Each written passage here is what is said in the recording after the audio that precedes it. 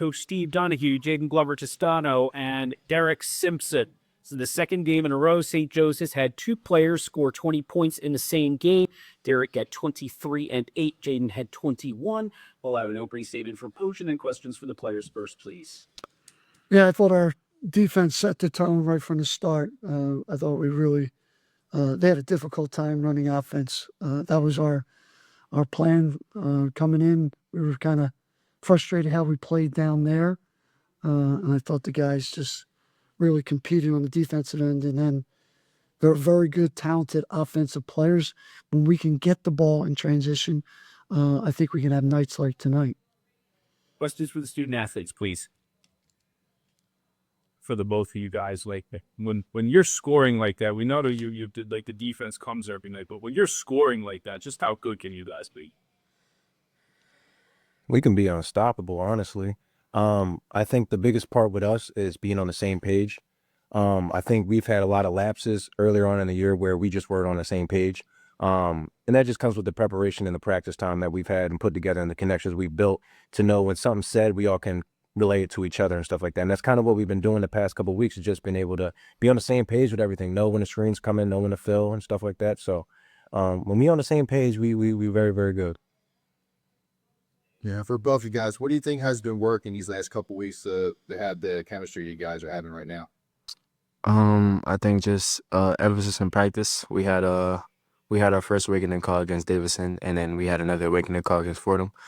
So really just staying up and not like letting go, like laying back, not yeah.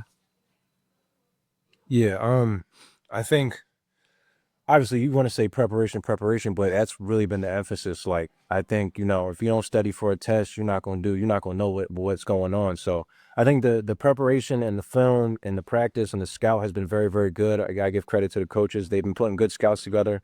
And they've been really emphasizing on the things that we need to know, not the things we don't need to know, but the things we really need to know. So that's been a big part of our success right there. Both of you guys, Derek, Derek means you specifically. You and Prafiq at 14 assists and no turnovers to 22. You 18 assists and 3 turnovers in total as a team. All right, just speak about you guys sharing the ball handling ball handling responsibility. And also, it just seemed like you guys have had an increased aggressive, both you and together, not just as scorers, but as playmakers. So just speak about your continued development throughout the course of the season. Like, include some amount of confidence you feel like you have. Yeah. I think the growth for myself individually has been these past 2 games. I've only had 1 or 2 turnovers, and I think that's growth for me, because 2 weeks ago I was having 4 or 5 a game, and that wasn't who I was.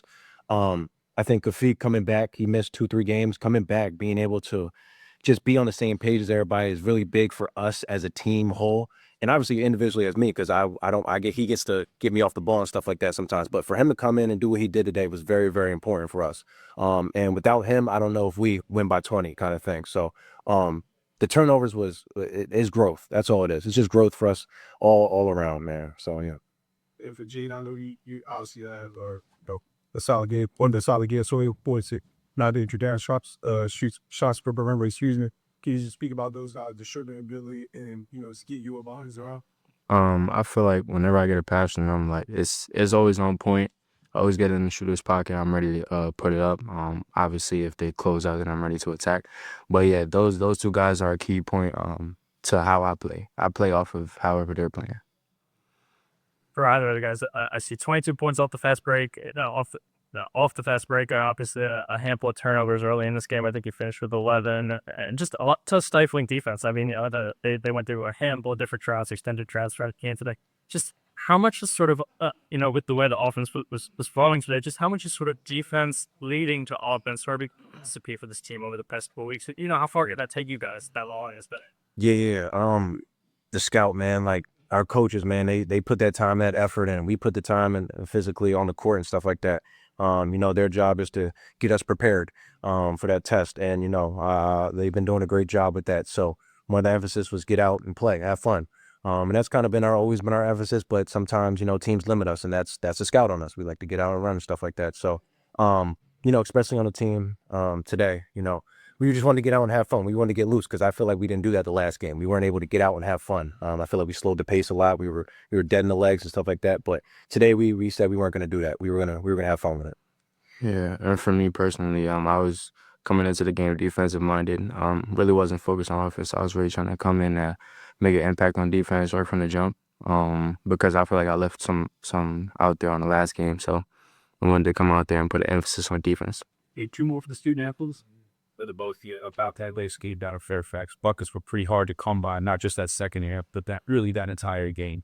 That's not a team that they let a lot of people do what you guys did to them tonight. Offensively, what worked for you? You didn't turn the ball up as shot as well as they. I think one of the things that we struggle with here and there is shot clock violations. And I think the big part sometimes is you gotta get a shot up. You don't want to just give live ball turnovers because that's how you kind of get down doing stuff like that. I think the offensive keys were just being on the same page. Like when you're on the same page, we're very, very good. And yeah, the preparation was it was simple. It was be on the same page, cut hard, backdoor cut, and just be us. And that's all you can ask for us right now. Last word with the student athletes. With you guys, I mean, I know it's coming into this game, built up as, maybe the biggest game, in this arena in the last decade or so. Obviously, considering both you guys understanding. Just speak about the focus, you guys had coming. Speak about being on the same page. Talk about the execution. We're carrying that over from the preparation onto the court, and that court speed, we're carrying that moving forward. When you lose 3 games in a row like Jordan Mason, you have a different type of fire to you. Not that they had that today, but we were in that spot. We lost 2, and we came back the next day in practice, and we know what it feels like, kind of. I know what it feels like individually. So just us knowing how important this game was for that reason, and on top, like for them, like they're battling just like us. We want to fight. They want to fight. So we knew it was going to be a battle coming into this game. So, being able to punch them first in the beginning was very, very important for us to sustain the lead and just get out and have fun and get loose instead of being all tensed up and stuff like that. So, yeah. All right, thanks, guys. Well, thank you. Jeff Phelps. Come on, Laura, push again. So, is this yours? No. So, Coach, talk about that first half there. 44 points. You did a great job on defense. We had no turnovers. You shot the ball well. Talk about that first half. Was that one of the better halves that you've seen from your team this year? For sure, it was. I think these guys touched on a lot of things. I think the fact, in my vision, my view, is that we really just guard. We've done that pretty consistently. We're second in this league. And over the last 13 games, because I'm kind of a analytics guy, we're in the top 15 in the country in defense over that stretch. So what I've hoped to do, and what you saw in the first half, is provide the offense from that defense, get the rebounds, and something that we had with Derek, just trying to get him the ball more early on a rebound. Not that the other guys can't dribble, but to me, he's elite from foul line to foul line. And that's a difficult. If I was playing us, I'd be like, somehow we got to stop him. And everyone else plays off of him. I thought we did that in the first half. And then Kafik did that as well, just turning defense into offense. The other part of the offense they're getting better at is they're learning to read the defense. Someone ball watch, we're cutting. We're doing a much better job in shot selection.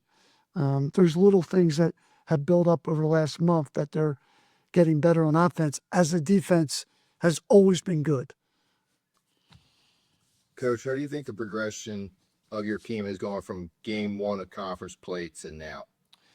Yeah, I think if you take after game 1 at St. Louis, where we just weren't ready for that, and then we didn't play well here against Davidson. From that point on, so what's that make us, 10-3? And I told you, you run the numbers, we're an elite defensive team. There's a couple things we do really well. We're number 1 in the league in 2-point percentage defense, which is always, to me, a sign of a really good team. Top that with we don't foul. We're literally 4th in the country in the least amount of fouls. So you're stopping them from getting easy baskets, and you're not fouling. And then put on there, you have an elite shot blocker. And then hopefully, as I said, we can change that. And we've done that from that Davidson game on. The game you referred to after Fordham, we're up by 20 in the first half, maybe something like that. And I sensed in the locker room at halftime, we didn't have that same fire. And we referenced that locker room speech almost every game since. We played a great first half tonight. It's got to be two halves. I thought we did that tonight. In the last game, in your opening statement, you would say maybe the shot making isn't there for 40 minutes, but with offensive rebound and not turn the ball over, we can still win. But when that shot making is there at 40 minutes, how good can you? Yeah, I mean, listen, I'm kind of new to this group, but they're talented basketball players, and Derek's a senior, and he's been incredible, and Justice is older, but all the other guys are just coming into their own. Sophomore in Glove, a freshman in Austin Wilford, freshman in Kafik, sophomore in Dacier. And I think they're all just, this is what you do. Is in college, you get used to it, and they're really talented. And now they're coming in and getting a lot better on the offensive end, more comfortable with the offense, more confident. And I think that's where you see, just the finishing and the shot making's a lot better than it was. They kind of follow up off the last question about how far you'd come. With all the newness here and the Deuce situation and yourself being you, and then you lose the first couple of conference play. Did you think this group had it in them? Like, how amazed are you with the progress you made that you're in the position you're in, given everything that happened and how you started off in Tampa? I thought when Billy stepped down and Jill asked me to step in, I thought I was so fortunate, and I thought it was a program with terrific players and an infrastructure to be successful. And I still thought that after those two games. I just thought I've seen enough in practice that if we can, just little things like, how we practice for 2 hours and how we go from drill to drill. And because the talent was, to me, it was apparent. And that's been, for a coach, there's a lot worse. Like I'm coming in, they set the table, and I'm able to elevate the group, but it's a very talented group that I walked into. Coach, this was a pretty big game for you guys coming into this with the impact to the A-10 standings. Off the court, there was a celebration on the university's partnership with the Philadelphia Eagles. When you look at that franchise, a team that has a lot of experience with big games, what inspiration do you draw from that you bring to coaching this particular feat? No, the Eagles are such Philadelphia, and we all care deeply about it. I would even say what I look at is, how Howie Roseman built that roster with really good, strong character people. And that's what the Eagles are. And that's kind of how we like to build this program, with great people that represent the university.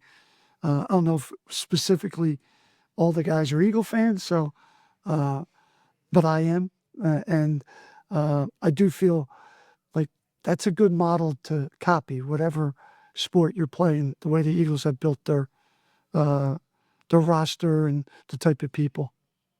And then just to kind of follow up on Jake's question here, how do you feel the guys have rallied around? I know it can be challenging for a new head coach to step in to an organization. How do you feel?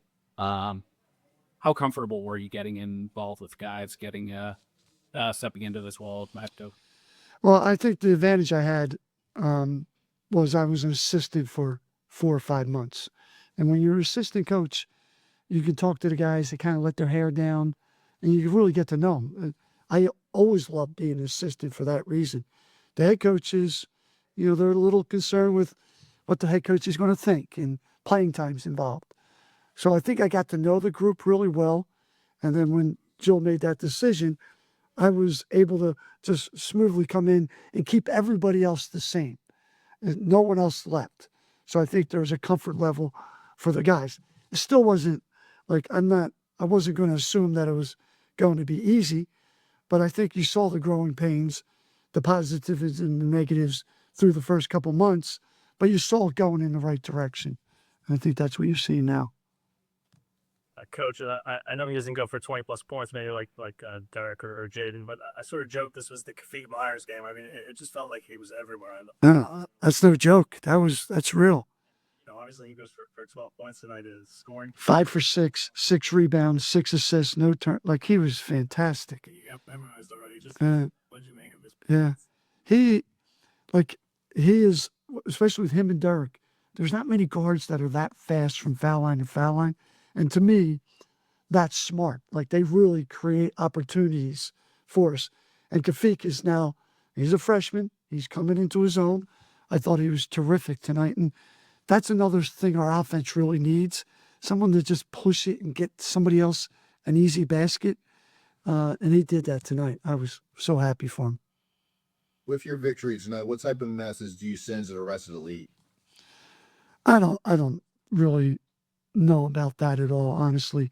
This is such a good league. You watch Dayton and how they're playing now, and obviously St. Louis is really good. And I don't think there's a team I don't know. We got Rhode Island, and they obviously beat St. Louis. The hard thing for me is to imagine that we're the 7th best league in the country, and people are only talking about one team getting into the NCAA tournament.